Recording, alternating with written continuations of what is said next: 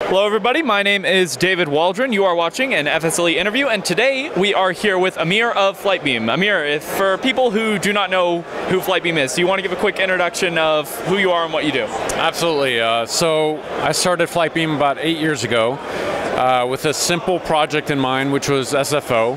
It was originally intended to be just an add-on for myself, and somehow, somewhere, it became so popular that 8 years now I'm here surrounded by all this, and it's been a very amazing journey. I've been making high quality add-on airports, and you know, I have a lot of passion for it. So every year I try to do something newer that excites people, and, you know, give a lot to this community, and thanks to my customers, you know, I am where I am today.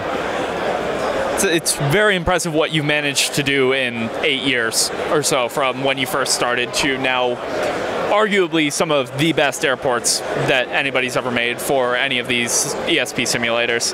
So I wanted to kick off our interview a little bit with some questions that we're going to ask all of the developers so that we get opinions kind of across the spectrum. So the first question I have for you is, what do you think the overall state of flight sim is as it relates to the general public? Right now it's amazing. There's been a huge growth in the last few years. We're not sure exactly what is driving that spurt, but we've been seeing it.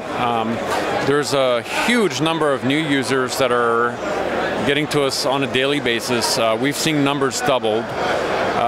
So it's really helping us, you know, in driving our business, and it's helping the community grow. It's helping, you know, not just P3D, X-Plane, everything's growing. I know that a lot of the budgets are growing, so we can actually make more airports now. So right now I have a very positive view of the overall situation in the flight sim community. I see the community growing every day.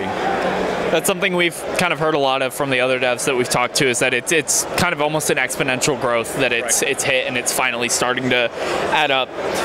What, in your mind, is the biggest advancement kind of pertaining to that? What's the biggest advancement in flight sims in the last year that you think has happened?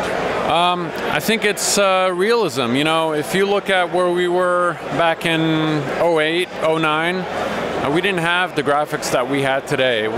Nowadays we have shaders that are made by, you know, guys like you and me. We can make our own shader mods. We can make amazing looking graphics. There's a mod out there now that adds reflections to aircraft and makes things look like the engine has PBR materials, which it doesn't. So I think right now the community as a whole is pushing for a more realistic simulator. And I think that's what the next big thing is. Shout out there to specifically, I know the guy you're talking about, Tomato Salad, and his tool, Tomato Shade and Dynamic Reflection Maker. Awesome tool. Be sure to check it out. What do you think that the biggest advancement coming in the future that you see might be on the brink of happening? Do you think it's still that shader tweaking that's happening? It's partly going to be that. It's probably going to be a combination of things. But I see probably maybe the next big iteration of P3D might have something good for us. I'm just speculating here, but we might see, you know, things like PBR materials, you know, things that make the aircraft reflect dynamically with a lot better, much better optimized and better dynamic lighting. So it's things like that I think we're going to see. It's like little iterations, but much improved in terms of optimization and performance.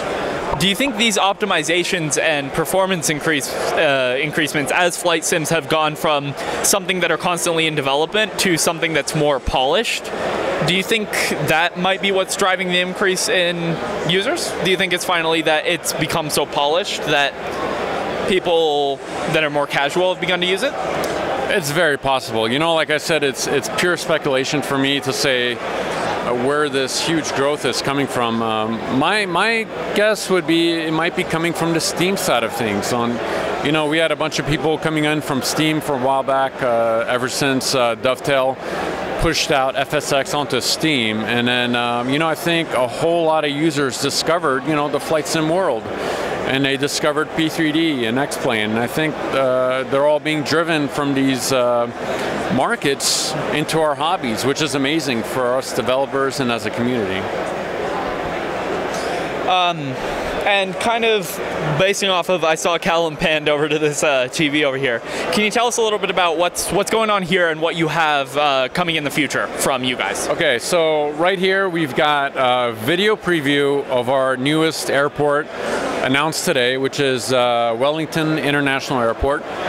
And as some of you guys may know, we've been doing Auckland, but that airport is on pause right now due to major construction.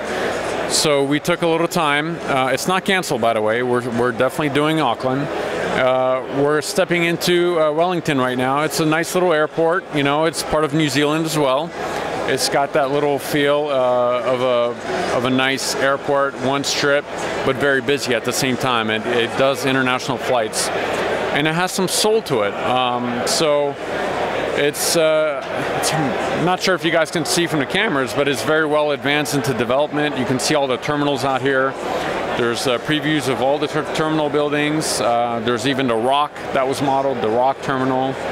A lot of interior modeling. This airport's going to have more detail than all of our previous airports since it's a lot smaller. So Auckland is paused, but not canceled.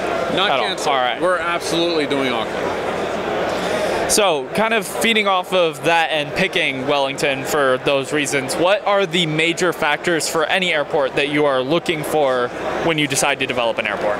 Well, just to keep things in mind, we're still a business, so I still have to pay bills and stay alive. So we have to pick something that's gonna, you know, sustain us. So any airport we pick has to be sustainable. It has to be something not too big, and you know, not too small, because that's not what we do. We don't make tiny airports, airfields. So, so right now I've been looking at things that are in between. Perfect example is Wellington Airport. International airport with one runway. Also Auckland is a great example. It's not too big. I don't see us doing gigantic airports like Minneapolis for too long. Productions like those take over a year, and I think people want to see more. People want to see more products coming out of our websites, but more often. So that's where we're headed. All right. And can you walk us through?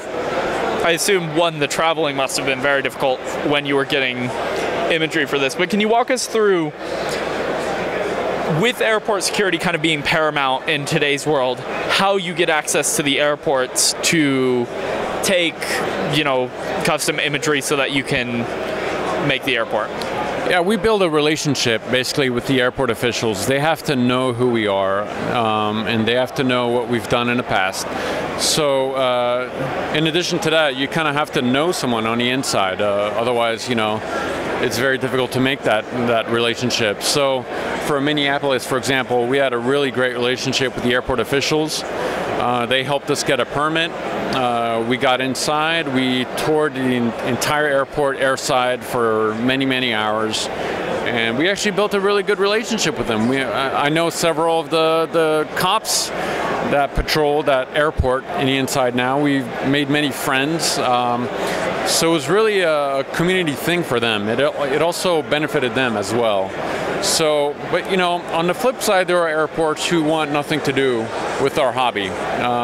Denver is one of them. And those airports will flat out tell you no when you first contact them. So, so there's different airport styles. I see. Now you've got this demo reel going, and it's gorgeous. Flightbeam make gorgeous airports, but you were also showing me earlier, Callum, if you want to come over here. What's the keybind for showing FPS? Shift Z. Yeah, you can see we're getting almost 80 FPS here on this airport. What do you do particularly to get the balance of both performance and visuals? How do you make that balance so well? A lot of tricks that I can't tell in the public, but many of them, you know, are a bit more obvious. As some of you guys know, before I got into this industry, I was in the game industry, and I worked for companies like Namco on video games, and so I learned a lot of the tricks of the trade at companies like that. So there's a lot of little things to do. There's, you know, when I first finished building an airport, I call it a pig. It needs to be trimmed. There's so many things you can do.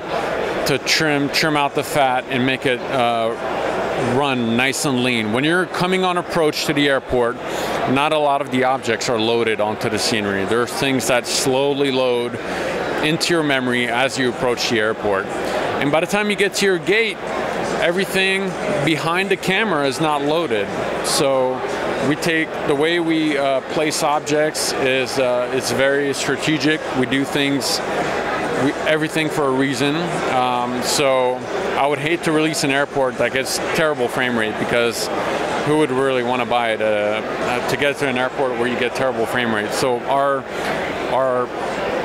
main goals is to make an immersive airport which has really good optimized and good performance feel. So 2 questions kind of to go off that, and then we'll let you go here. But the first question is, do you think any of this would maybe in the future transfer over to X-Plane?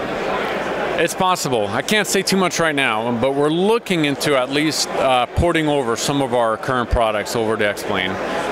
But that's all I can say right now.